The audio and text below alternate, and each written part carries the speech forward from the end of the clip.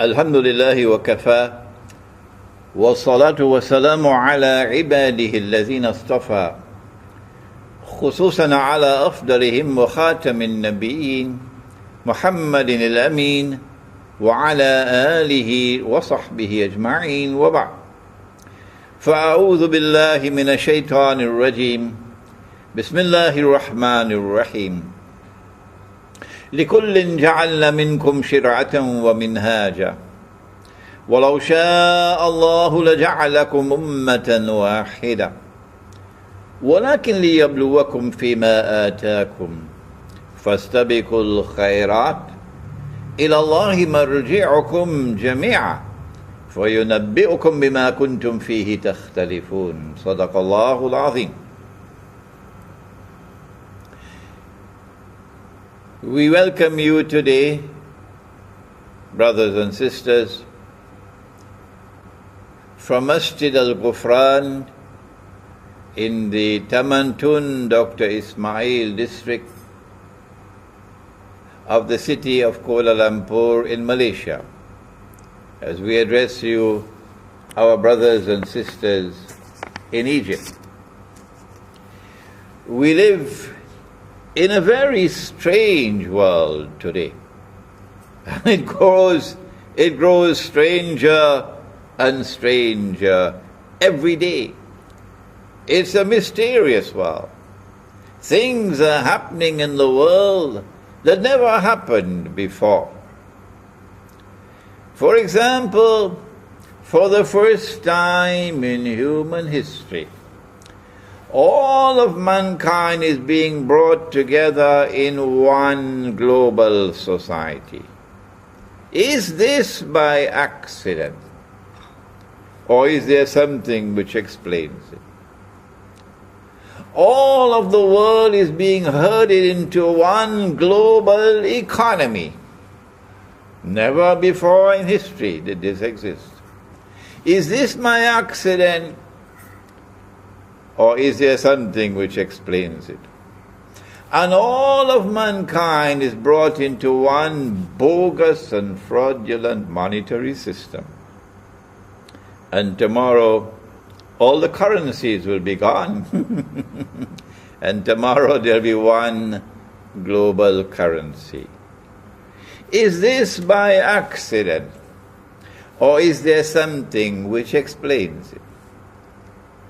100 years ago, if someone wanted to travel from Bursaid or Iskandaria to New York, it would take 2 months by sea. Today, thanks to the unprecedented progress of modern Western scientific and technological revolution, it takes a few hours. Yesterday, you had to write a letter. If you were in New York and you wanted to communicate to someone in India, and it would take a few months for the letter to reach.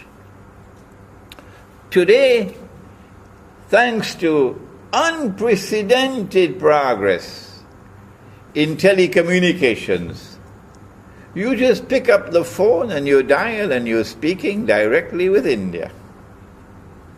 Yes, indeed. It is a world of unprecedented scientific and technological progress. Yes, indeed. This progress has come from modern Western civilization.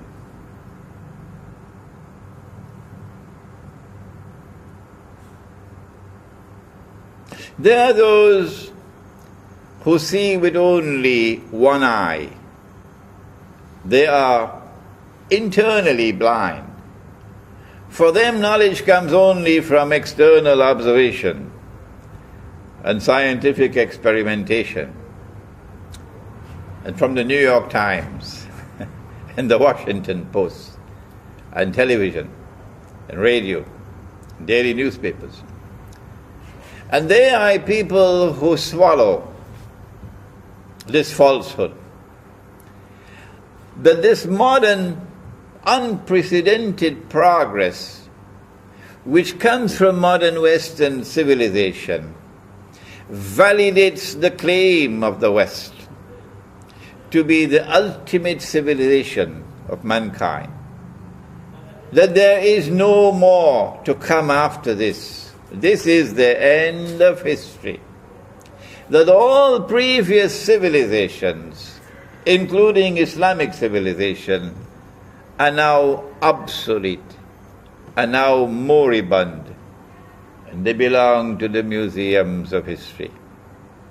And so any attempt to enforce the Sharia of Islam represents backwardness, represents trying to take something out of the museum and bring it back into history. And so they oppose it. These are the one-eyed people. But there are others who don't see with one eye. They see with two eyes. They see with the external eye and they see with the internal eye, because Allah has placed faith in their hearts. Faith is not sold in the stock market. And when Allah puts faith in the heart, then He puts nur in the heart. And nur is not sold in the stock market.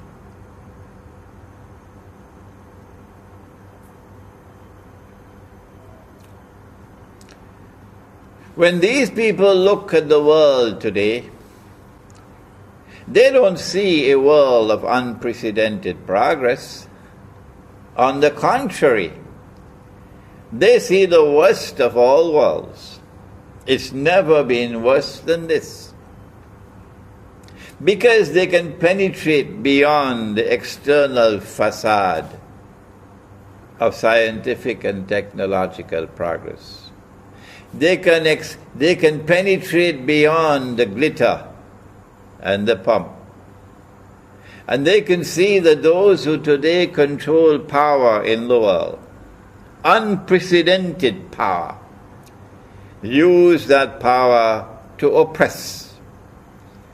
They see an age of universal oppression, where those who are powerful are oppressing the rest of the world. They see not only political oppression, they see economic oppression.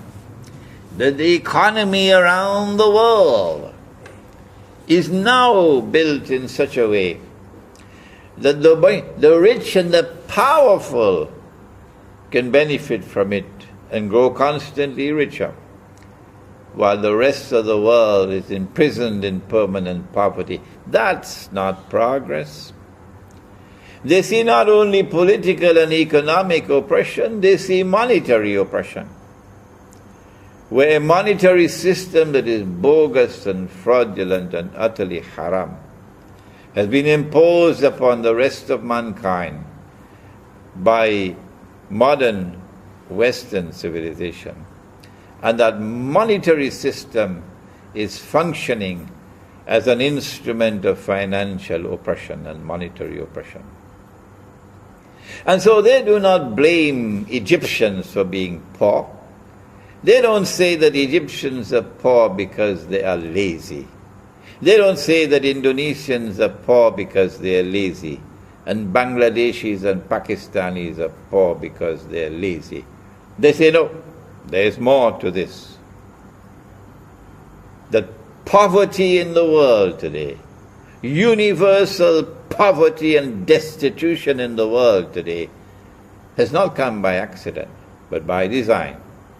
And if you want to understand the cause, you must go to riba, because the Quran explains it.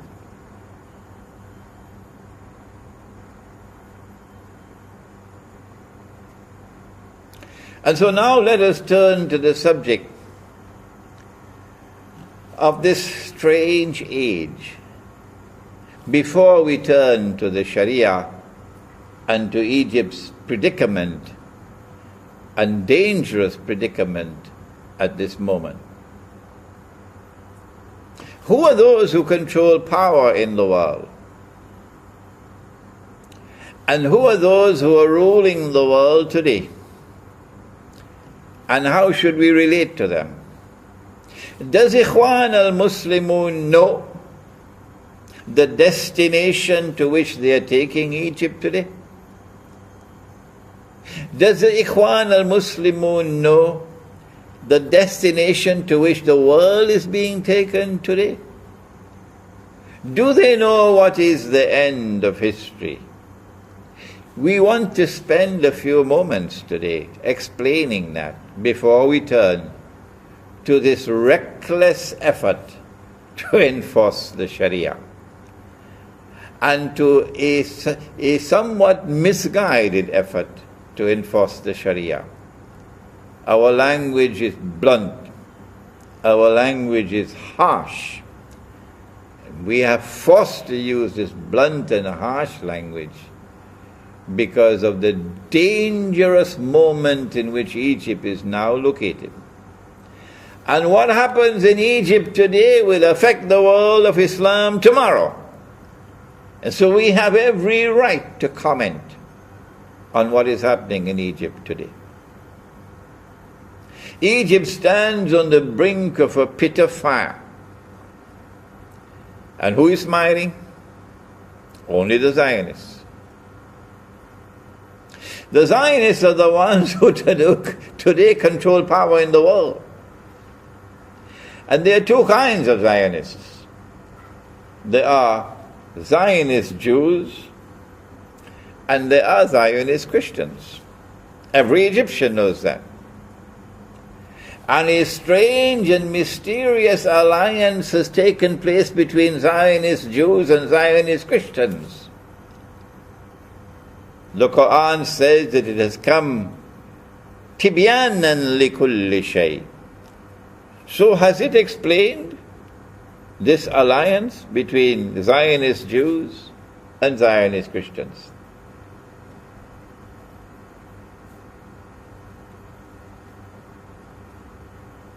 The alliance of Zionist Jews and Zionist Christians made its appearance, first of all, in the most spectacular way, that is, in Britain. When Britain emerged as a ruling state in the world, and Pax Britannica appeared on the stage of history, and the sterling pound emerged as the universal currency. Did that happen by accident? The Zionist Jewish and Zionist Christian alliance then manifested itself again spectacularly for the second time with the emergence of the United States of America as the second ruling state in the world, replacing Britain, and Pax Americana replacing Pax Britannica, and the US dollar replacing the sterling pound. Did this happen by accident? Or does the Quran explain? And now we are living at that moment in history, stranger than anything else that history has ever witnessed, when the United States of America is in irreversible decline. Political, economic, monetary, financial, and military.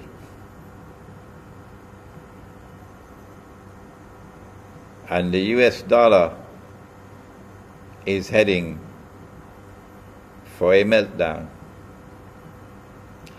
And it looks plain and clear that there is a successor ruling state to replace the United States as a third ruling state in the world. And once again it will be a Jewish Christian and Jewish, a Zionist Christian and Zionist Jewish alliance, which will spectacularly deliver to the world that third ruling state. And a new monetary system to replace the US petrodollar monetary system. We are living at that moment in history of transition. Does Ikhwan Al-Muslimun have any knowledge of this? Has Ikhwan Al-Muslimun done any research on this? To look in the Quran and look in the hadith of the Prophet sallallahu ta'ala alayhi wasallam for answers.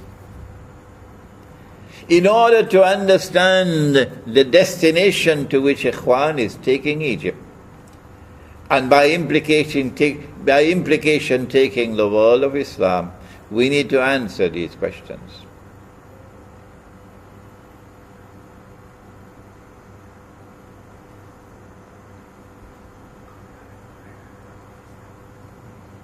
This is our answer. If you say that we are wrong, that's not enough. You must answer. You must give the explanation from the Quran and from the Hadith. Do not simply say that Imran Hosein is wrong. That's not enough. Tell us what is the answer. The Quran is tibyanan likulli shay. It must explain history. Our answer is that Nabi Muhammad alayhi salatu wasalam said that when Dajjal is released, he will live on earth for 40 days. Yawmun ka sana, yawmun ka shahr, yawmun ka jum'ah, wasairu ayyamihi ka ayyamikum. Sahih Muslim. And when he is released on earth in a day which is like a year, he will be released on an island.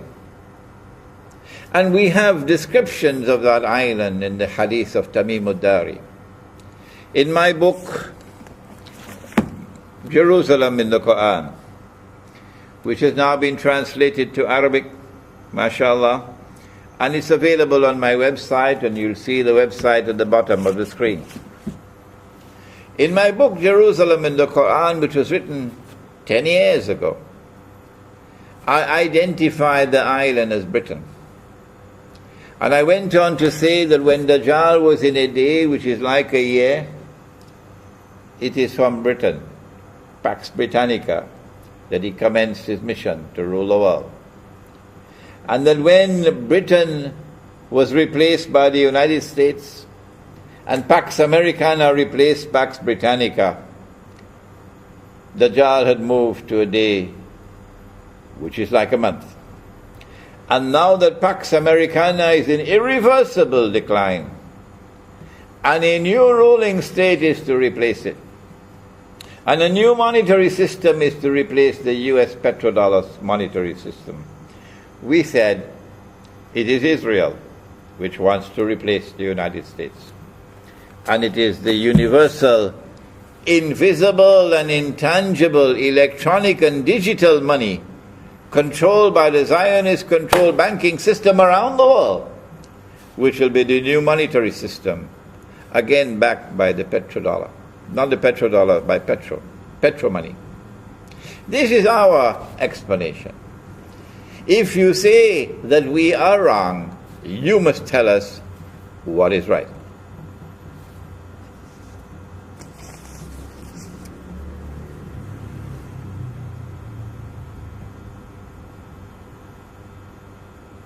The Quran has directed attention to that Zionist Christian and Zionist Jew alliance.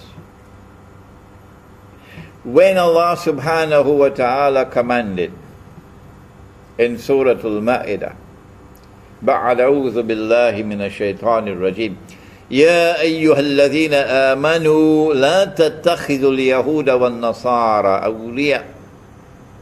Allah is not speaking about all Jews and about all Christians. Absolutely not. Well then, which Jews and which Christians? The answer, بَعْدُهُمْ أَوْلِيَاءُ بَعْضٍ. He's speaking about a Jewish-Christian alliance which has now appeared in history, in the Zionist-Christian, Zionist-Jewish alliance, which lies at the heart of modern Western civilization. In fact, it has hijacked modern Western civilization. What is the price that we would pay if we turn to Washington as our Qibla and hold the view that the Sharia belongs to the museums of history?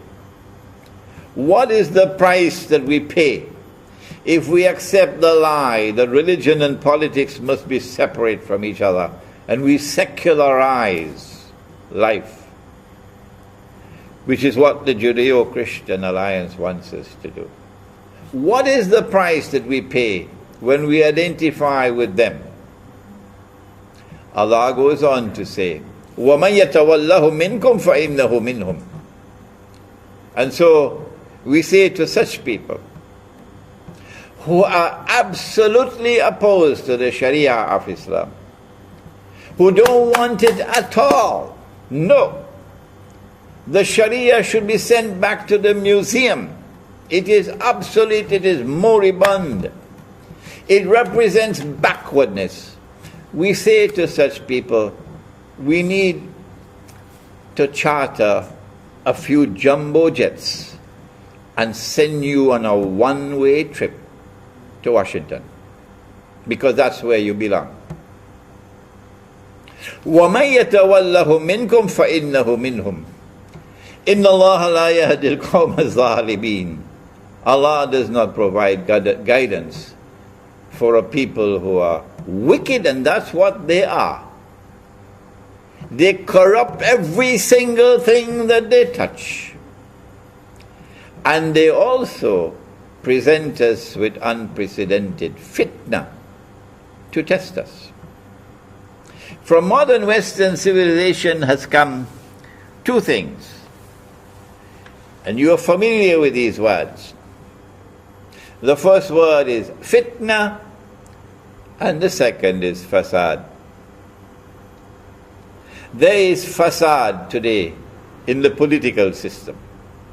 It's corrupted beyond recognition. It is collapsing all around the world.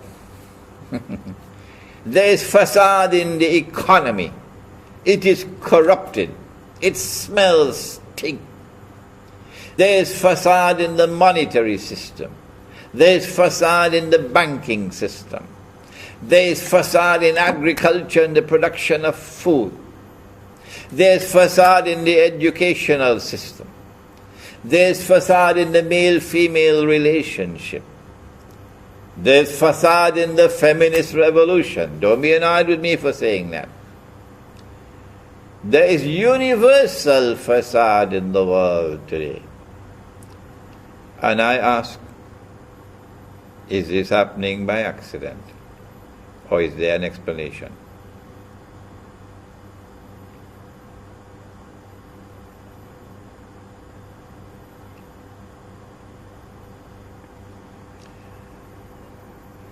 No, it's not happening by accident.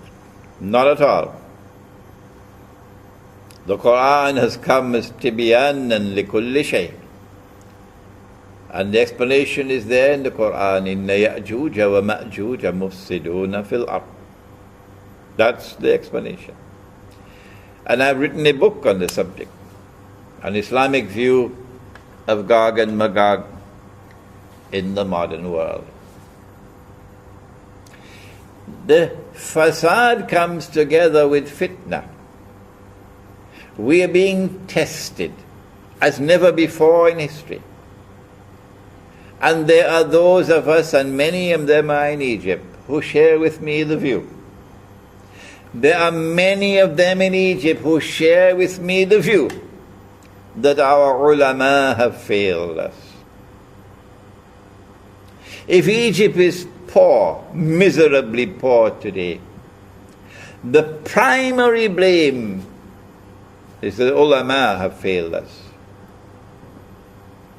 The money that we are using is not the money that Allah gave to us. The Quran speaks about dinar.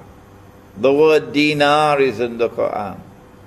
The Quran speaks about dirham. The word dirham is in the Quran in the plural. And so long as we are using dinar and dirham, and remember, tomorrow,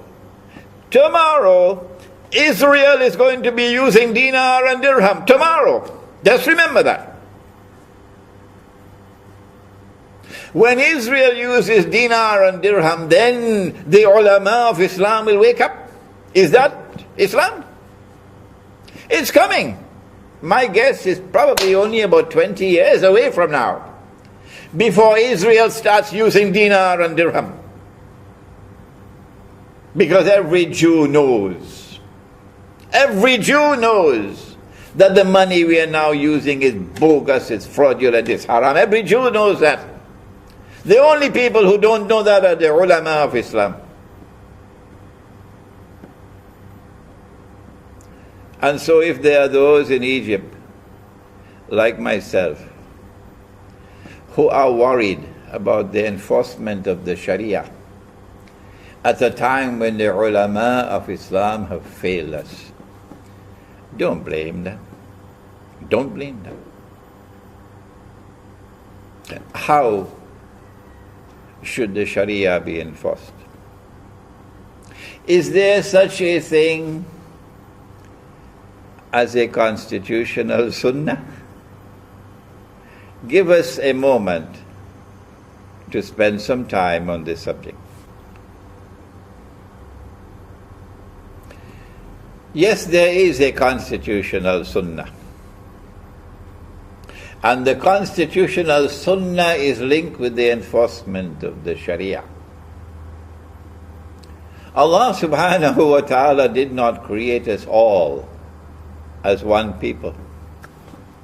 No. وَلَوْ شَاءَ اللَّهُ لَجَعَلَكُمْ أُمَّةً وَاحِدَةً. If Allah had so wished, He could have created us as one people. No. Rather, He created us with multiplicity, with diversity. إِنَّا خَلَقْنَاكُم مِّن ذَكَرٍ وَأُنثَى وَجَعَلْنَاكُمْ شُعُوبًا وَقَبَائِلَ لِتَعَارَفُوا إِلَى آخِرِ الْآيَةِ. And so mankind was created with multiplicity. And that multiplicity was also the cause of different laws being sent down. لِكُلٍّ جَعَلْنَا مِنْكُمْ شِرْعَةً وَمِنْهَاجًا. So different laws were sent to different people. But the last one was sent to Muhammad sallallahu ta'ala alayhi wa sallam, the Sharia. Is the Sharia to be enforced upon all of mankind? Absolutely not. Absolutely not. Well then, on whom is the Sharia to be enforced? The answer? On those who accept the Sharia. On those who willingly submit to the Sharia. Those are the ones on whom the Sharia is to be enforced. Ikhwan Al-Muslimun should first return to the Quran to recognize that Egypt is not one ummah. No, it is not. At the very first page of the book of Egypt are the Jews, the Christians. And these Christians in Egypt, according to Nabi Muhammad alayhi salatu wasalam, are our kith and kin. For Ummul Mu'minun, the mother of the believers, came from them. From their midst is one of the mothers of the believers. And so be kind to them, said Nabi Muhammad alayhi salatu wasalam. So you are not one ummah in Egypt. What is the function of a constitution? When we turn to the constitutional sunnah, we get the answer. A constitution is needed when you have different people who want to come to live together. Then you need a constitution. If you have only one homogeneous people who have a law of their own, you do not need a constitution. Their law is sufficient for them. It is when you have different people who want to live together as an ummah, a community, only then do you need a constitution. Forget what comes from Oxford and Cambridge and Sorbonne. Listen to the Sunnah.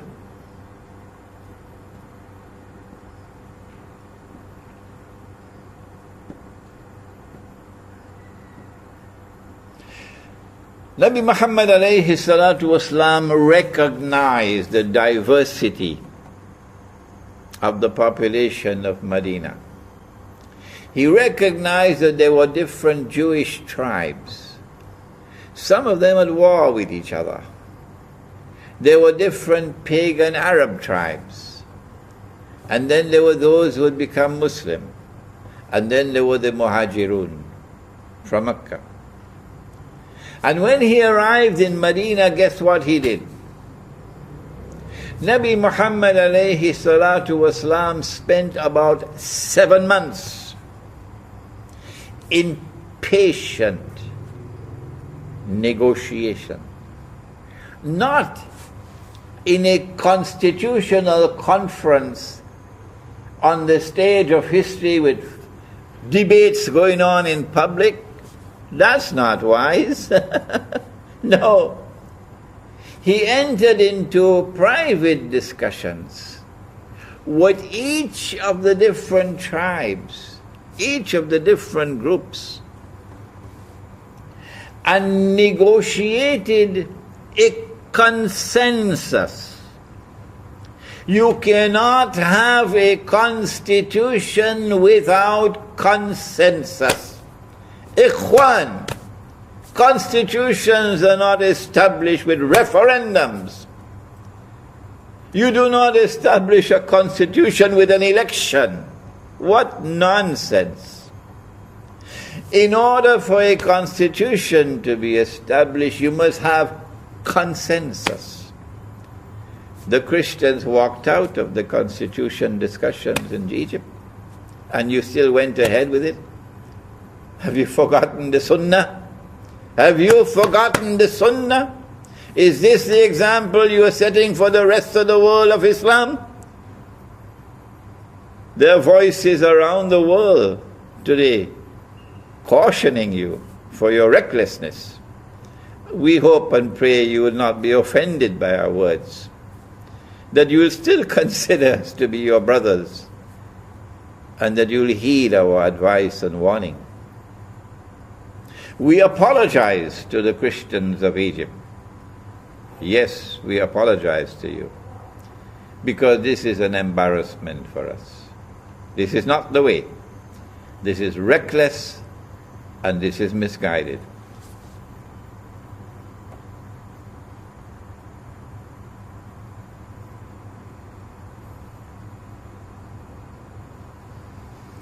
It was after 7 months of patient negotiations that Nabi Muhammad alayhi salatu wasalam finally succeeded in forging a consensus of that on which there was agreement, minimum agreement, amongst all the units of the state, people who constituted a polity, who wanted to live together.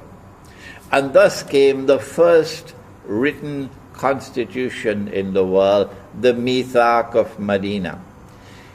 Is it that you have forgotten that Mythic? How it was established? Had I been an Egyptian, I would never vote in the referendum. Never. And I urge all those in Egypt who are in agreement with my views, no, we will never vote in any referendum for Sharia, because that's a departure from the wise and enlightened Sunnah of Muhammad sallallahu ta'ala alayhi wa sallam. Rather, you have to engage in patient negotiations with wisdom, something in short supply today, isn't it? With wisdom, to try to bring about a consensus, and that consensus will give you your constitution. The Zionists will never want you to succeed in that effort.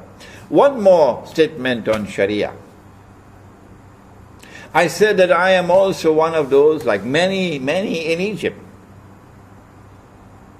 who believe that the enforcement of Sharia today, given the abject failure of our ulama, can lead us to great difficulties and embarrassments. And we want to see the Sharia enforced only on those who accept the Sharia.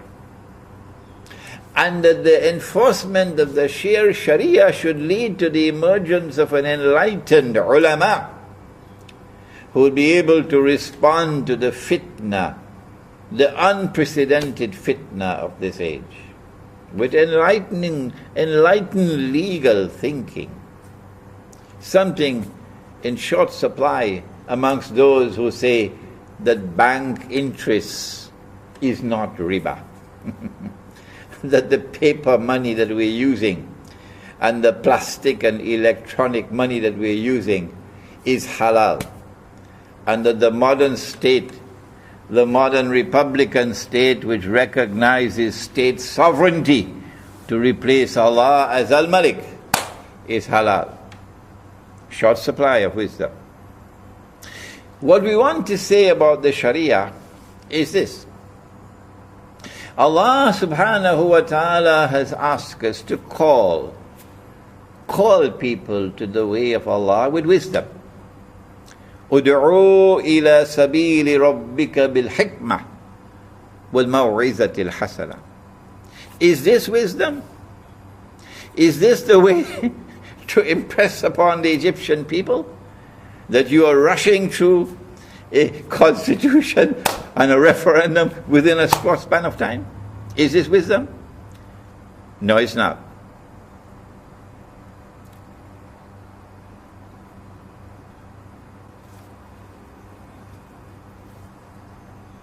Well, then what is wisdom? Let me tell you what is wisdom. Wisdom is that you will enforce the Sharia as a parallel system of law in Egypt, alongside whatever rival systems of law there may be. But you have to demonstrate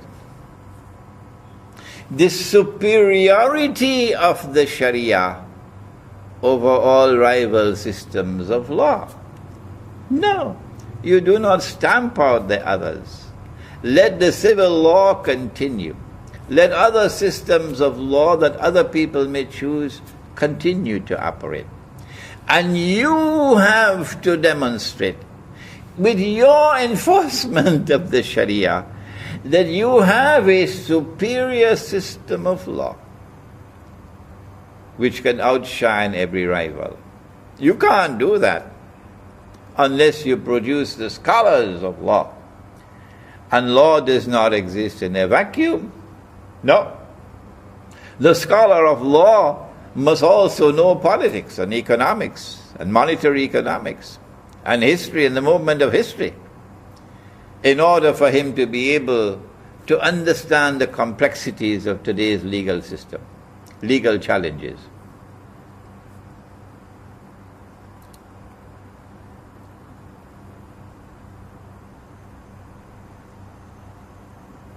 And so my word of advice is that instead of enforcing the Sharia upon a people who do not want it or who are worried about how it will be applied, do it a different way. Attract them to the Sharia by operating the Sharia in such a way that it will display its evident superiority over all rivals. One last word, Ikhwan. One last word. What direction, what destination are you taking Egypt to? And what destination is the world heading to?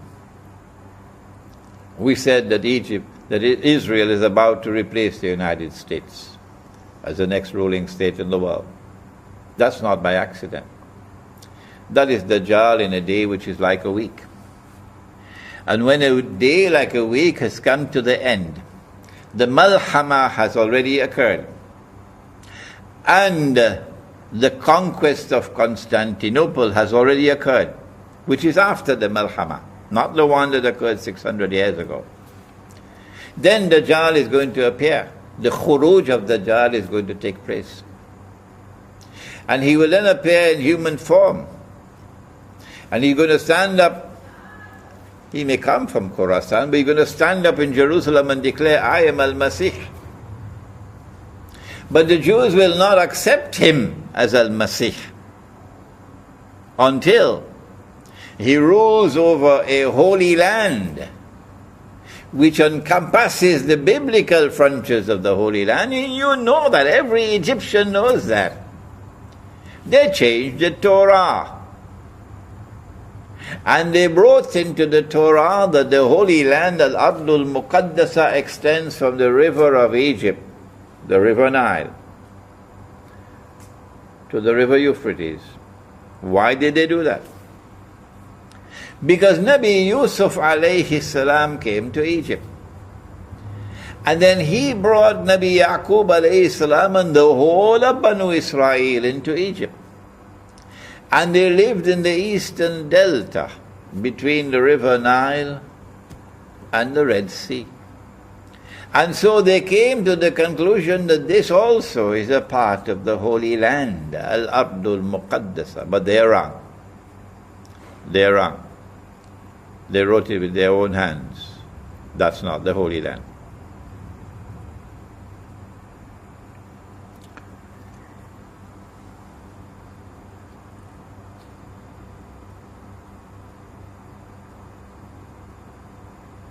And so, you don't need a PhD to understand. Of course, those who have the Qibla in Washington will never accept what I say. You don't need a PhD to understand that the Arab Spring was meant to prepare the way for the Arab slaughter. That they are preparing great wars against the Arabs.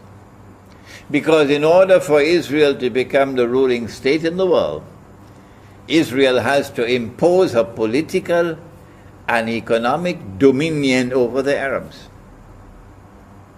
Number two, Israel cannot impose a political and economic dominion over the Arabs unless and until Israel wages great wars. And these are not only military wars, these are also biological wars. And succeeds in substantially reducing the population of the Arab world.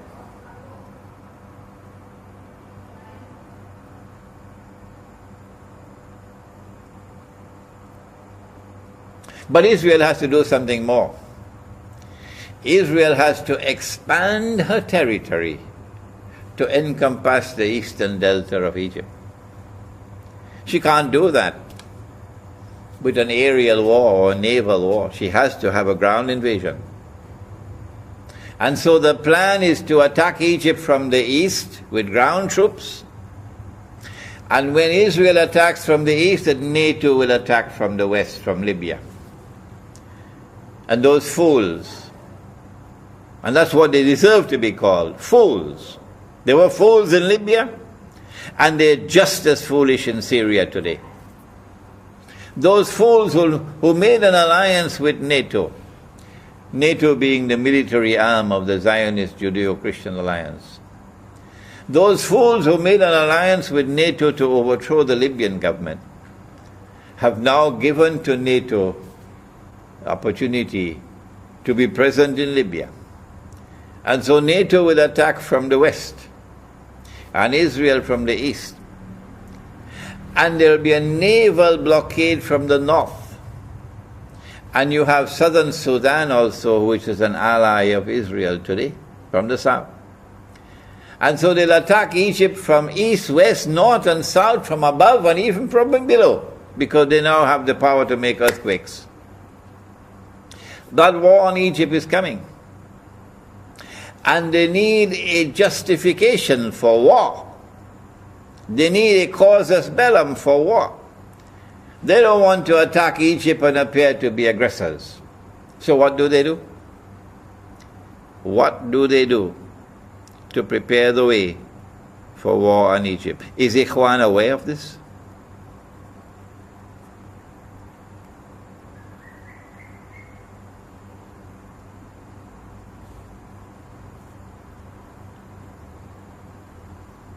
At a moment when Egypt should be coming together, all the different forces in Egypt should be uniting to resist the greatest threat that has ever existed in Egyptian history, the Zionist threat of an attack on Egypt.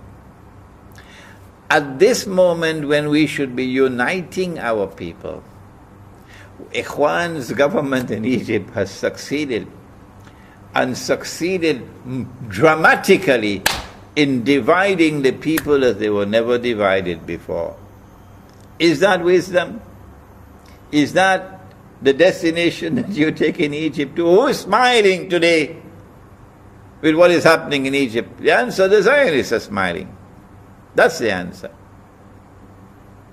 They want to be able to set up Egypt for the attack on Egypt. That they'll make it possible through the Arab Spring for a so-called Islamic government to come into Egypt. And then they'll help that Islamic government to take control of the military. And then they'll help that Islamic government to take control of the judiciary. So that the Islamic government is in total control of Egypt. And when the Islamic government is in total control of Egypt, and the Sharia is enforced on Egypt, and civil war comes to Egypt, they'll smile. And then they will exploit the weakness of the ulama to make the Sharia look stupid, to make the Sharia look foolish, to make the Sharia look savage and backward. And there are many ways that they can do that because of the failure of the ulama today. And then they will be able to show to the world, this is what Islam is doing in Egypt. And these people are bloodthirsty people, and they only want to cut the throat of Israel in order to be able to attack Egypt and yet not be blamed for committing aggression.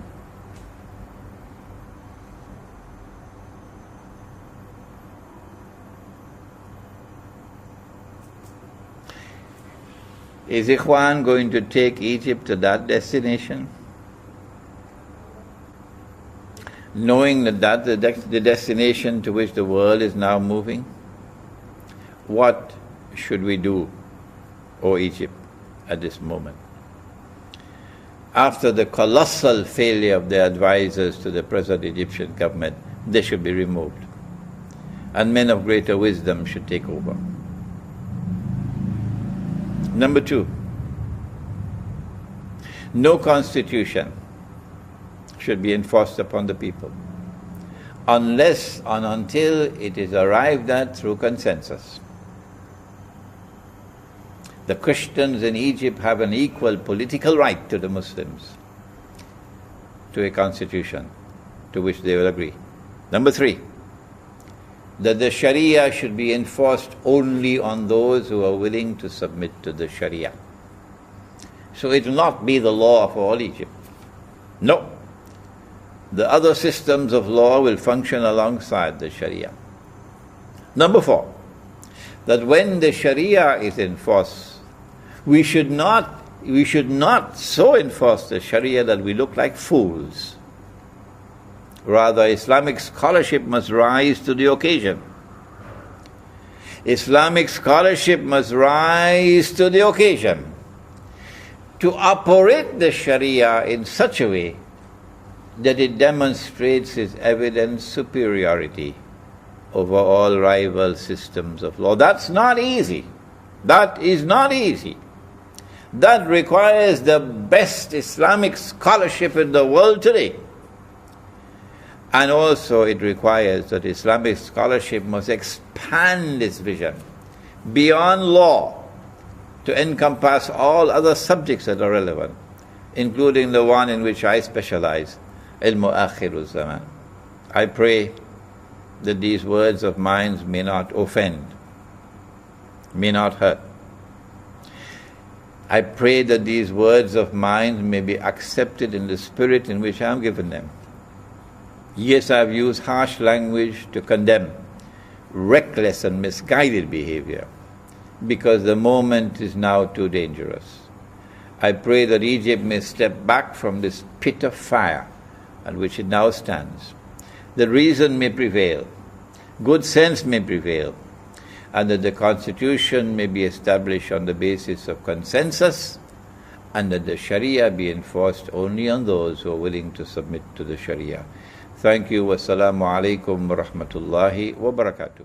إلهي لست للفردوس أعلى ولا أقوى على نار الجحيم الله فهب لي التوبة واغفر ذنوبي فإنك غافر الذنب العظيم